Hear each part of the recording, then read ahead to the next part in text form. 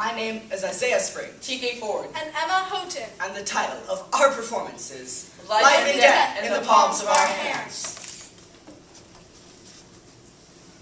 The innovation of hand washing, initiated by Ignaz Semmelweis and validated by Louis Pasteur and Joseph Lister, saved thousands of lives. And led to a new theory of disease which still dominates medicine today. Although it caused him to be ridiculed and eventually institutionalized, physicians wouldn't accept responsibility for killing so many patients.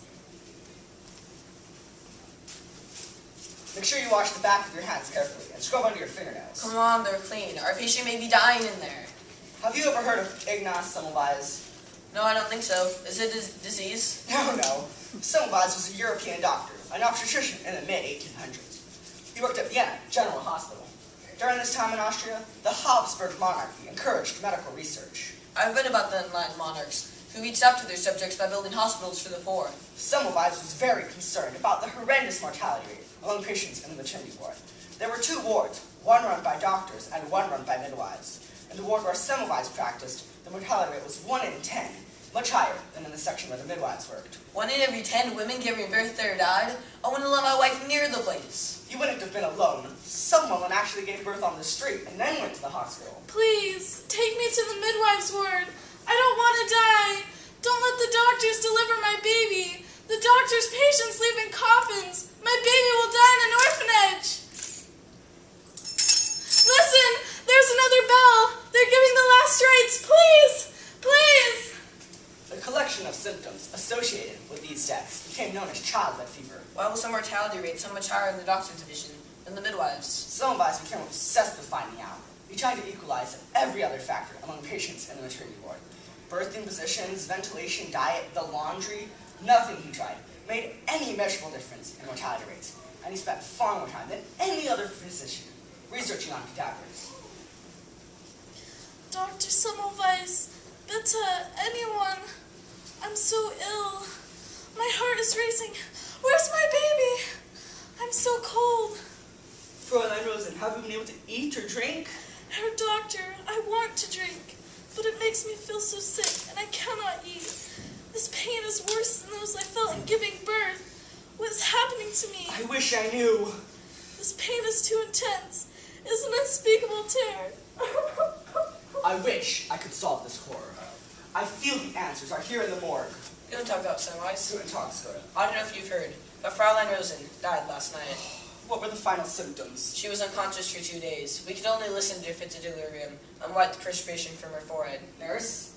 We gave her a mixture of calomel and opium to ease her pain, but she was beyond the help of human hands. It was childbed fever. That elusive murderer. Why are all these mothers dying?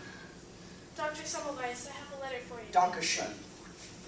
Back to Lieber. Ignas, was ist los? I have just learned that Dr. Koleshka has just died unexpectedly. I'm so sorry. He cut himself working on a cadaver, and it seems he died of the same symptoms that the women in our hospital are dying of. I wonder if there's a connection. There must be a connection. The cadavers must be linked to this mystery.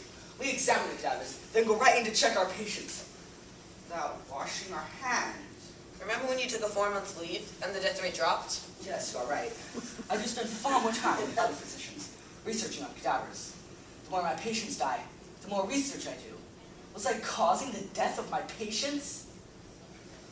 Joseph, I theorize that particles from cadavers and other deceased patients are being re-entered into healthy patients on the hands of physicians. I'm going to institute a policy requiring that all physicians that enter Division 1 for the purpose of making an examination must wash their hands thoroughly in a chlorine and lime solution. Only God knows the number of patients I've sent prematurely to their graves. Dr. Semmelweis, on behalf of the University of Vienna, I am outraged that you claim childbed fever is due to our carelessness. For this cannot be. We have tried the washings, but it has made no difference in mortality rates. Doctor, don't listen to him. I saw they only dipped their fingertips and used the same chlorine solution for several days. The fluid was completely saturated with harmful matter. We attribute childbed fever to many different causes. Fear, chilling, overeating, immorality. Childbed fever is not a single disease, but a group of symptomatically related diseases. It is absurd to think that one cause could bring about all these diseases. We are a group of senior doctors. You are a fool. A fool who saves the lives of hundreds. A fool who transcends the mass of mediocrity. The newspaper reported during April and May before this hand-washing measure had been adopted. For each 100 births, there were over 18 deaths. In the following months, for each 100 births, there were only 2. You are making a radical break with existing medical thought. Revolutionary ideas brought about the failed French Revolution and the rise of Napoleon. Emperor Ferdinand looks down with suspicion on radical speculations. Smell your hands. Look at your apron. They are caked with blood and tissue. Every corpse, regardless of the disease, can bring about childbed fever. I am outraged at your callous indifference. Doctor, You're an stop. irresponsible murderer. My doctrines exist to rid maternity hospitals of their horror, to preserve the wife for her husband and the mother for her child. Class, in the 1800s, doctors didn't have powerful microscopes to see microorganisms, so Semmelweis's radical ideas were discounted. Only after Robert Koch and Louis Pasteur discovered microorganisms and advanced the germ theory in the 1880s was the work of Semmelweis and other doctors such as Joseph Lister taken seriously by scientists. We will discuss these important hygienic pioneers in next week's lecture. Class dismissed. Professor, can I talk to you? Of course. You seem to suggest that Semmelweis made no scientific impact, but I've read in the 1800s that Ferber, Ammon, and Spiegelberg all wrote in Germany that Semmelweis deserved credit for placing the understanding of childbed fever on the new and proper path. How do you know so much about Ignaz Semmelweis? Most people haven't heard of him. I studied his innovation for my 7th grade History Day project. Why do you think Semmelweis had such a hard time promoting his research in his own country when he had good evidence? I think that physicians just didn't want to accept responsibility for killing so many of their patients. You're right about that. However, doctors weren't intentionally killing their patients. It's like when Columbus came to the Americas or the Europeans landed in Hawaii. They unknowingly brought harmful bacteria like smallpox, cholera, and measles. As a result, many people died. I can see your point, but I think Semmelweis was different. He took responsibility for his mistakes and discovered the solution was in his hands. Good point. Today, doctors routinely wash their hands and use new latex gloves for each patient they examine. It's not just important in the medical profession, but everyone in the modern world sees the importance of hand washing. The research of Dr. Semmelweis laid a foundation for a new theory of disease that still dominates today. Thank you, Professor. No. I shall send open letters to the doctors of the world. They are murderers. This massacre of mothers must cease. When I look into the past, I can endure the miseries that I've been subject to, only by looking to the same time unto the future. I see a time when only cases of self-infection will occur in the maternity hospitals of the world.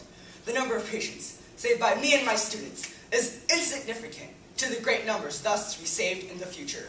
I, Louis Pasteur, contributed to the innovation of hand washing by creating a new theory of disease, the germ theory, that states microorganisms are the cause of many diseases. I, Joseph Lister, contributed to the innovation of hand washing by promoting the idea of sterile surgery, cleansing of wounds, and medical equipment. The innovation of hand washing, initiated by Ignaz Semmelweis and validated by Louis Pasteur and Joseph Lister, saved thousands of lives. And led to a new theory of disease which still dominates medicine today. Although it caused them to be ridiculed and eventually institutionalized, physicians wouldn't accept responsibility for killing so many patients.